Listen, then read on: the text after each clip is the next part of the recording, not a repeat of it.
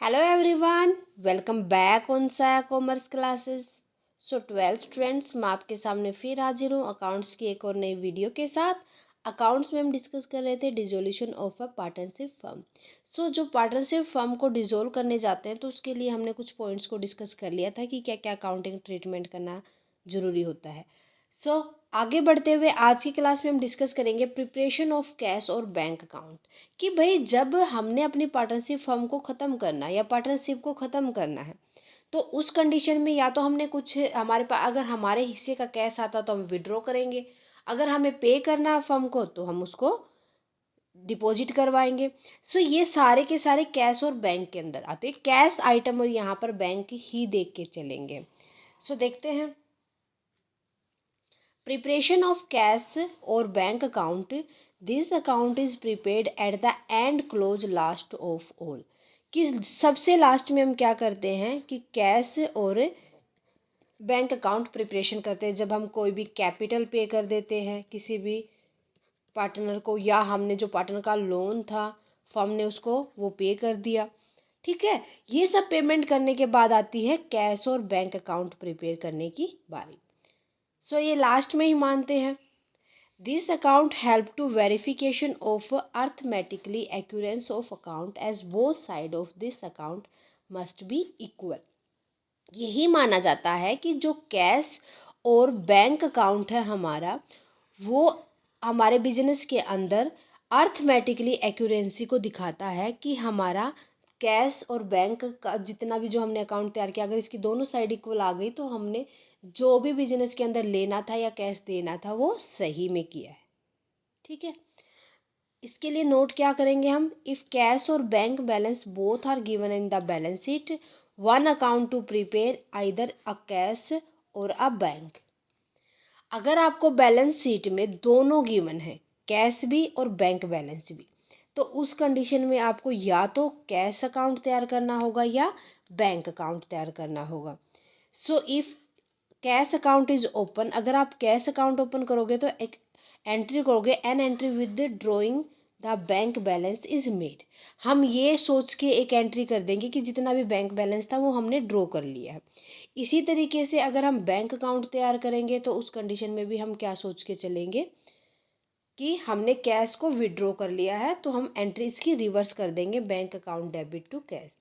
Cash अगर हमने bank account को रिवर्स किया है, मतलब ड्रॉ किया है, तो हम क्या एंट्री कर देंगे, cash account debit to bank account being cash withdraw from bank.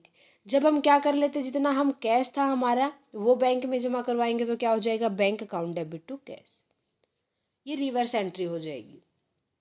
Concept clear है। उसके बाद हम बात करें अभी ये सेम वाली, if bank account is open and entry deposit the cash into the bank is pass. तो यहाँ पर हम क्या करेंगे, अगर हमने हमारे पास जितना भी कैश था उसको बैंक अकाउंट में हम डिपॉजिट करवा देंगे, उस टाइम पर हमारे पास एंट्री हो जाएगी bank account debit to cash account. Okay, हम देख लेते हैं एक बार कि किस तरीके से हम प्रिपेयर करेंगे कैश या बैंक अकाउंट को। वही हमारी एक साइड डेबिट हो जाएगी, एक क्रेडिट साइड हो जाएगी। पर्टिकुलर में देखेंगे जितना भी हमारे पास कैश या बैंक कैश बैलेंस है या कैश जो बैंक के अंदर है या कैश इन हैंड है, तो अगर ये हमारे पास बैलेंस गिवन है कैश इन हैंड और कैश एट बैंक, एंट्री हो जाएगी टू बैलेंस अकाउंट।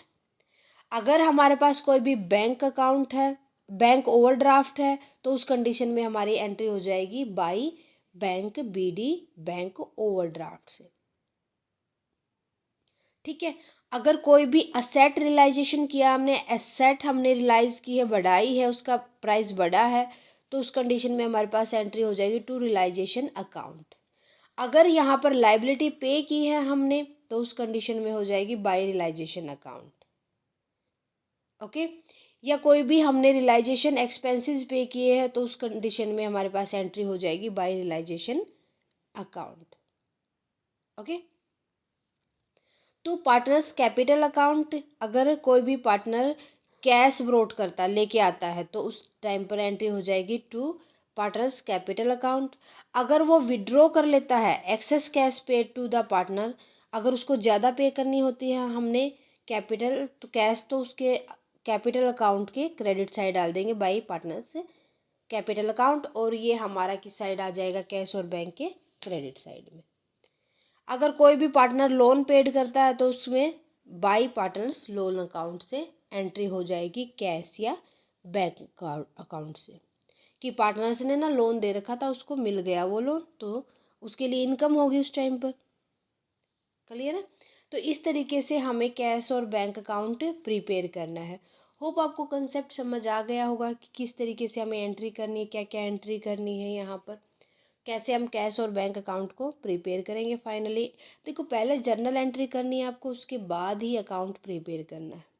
ओके, सो मेरे ख्याल से आपको आज के लिए बस इतना ही। मिलते हैं नेक्स्ट क्लास में विद नेक्स्ट रिवैल्यूएशन अकाउंट को हम यहाँ पर देख लेंगे कि किस तरीके से हम रिवैल्यूएशन अकाउंट को तैयार करते हैं। ओके, फाइनल लास्ट में जब सारे की सारी एडजस्टमेंट हो जाएंगी तो उसके बाद एक न्यूमेरिकल हम सोल्व करेंगे ताकि पूरा कंसेप्ट आपको अच्छे से समझ आ जाए। ओके, आज के लिए बस इतना ही स्टूडेंट। मिलते हैं नेक्स्ट क्लास में विद नेक्स्ट टॉपिक। आज की वीडियो कैसी लगी मुझे कमेंट करके बता दीजिए। कोई भी डाउट है वो भी कमेंट सेक्शन में लिखें। अगर आपको क्लास अच्छी लगती है तो प्लीज़ अदर स्टूडेंट के साथ ज़्यादा से ज़्यादा शेयर करें। अगर आप साया कॉमर्स क्लासेस पर नए हैं तो फटाफट से साया कॉमर्स क्लासेस को सब्सक्राइब कर लें, बेल आइकन को दबा लें ताकि आने वाली नई वीडियो की नोटिफिकेशन आपको मिल सके। Thank you very much, bye bye and take care.